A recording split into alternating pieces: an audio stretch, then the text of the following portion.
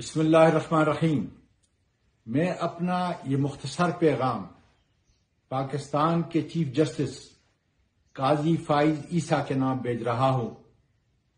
قاضی صاحب، آپ کو اللہ نے اپنے خلیفے کی حیثیت سے پاکستان کے سب سے بڑی کرسی، انصاف کی کرسی پہ بٹھایا ہے۔ اگر 6 ججز کے ساتھ آپ انصاف نہیں کر سکتے، اس سے پہلے اعظم سواتی اور اس کے خاندان کے ساتھ انصاف نہیں کر سکتے، اور ہزاروں ایسے لاپتہ نامعلوم متاثرین کے ساتھ اگر انصاف نہیں کر سکتے، جیلی فارم 49 کی پاداش کے اندر جیلی وزیر اعظم شہباز شریف کو اور اس کے نیچے ان تمام لوگوں کو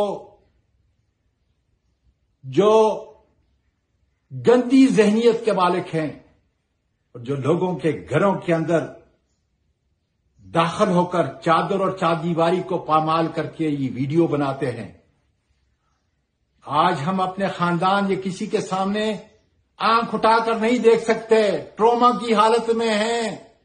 فائز صاحب ٹروما کی حالت سے گزر رہے ہیں ہم۔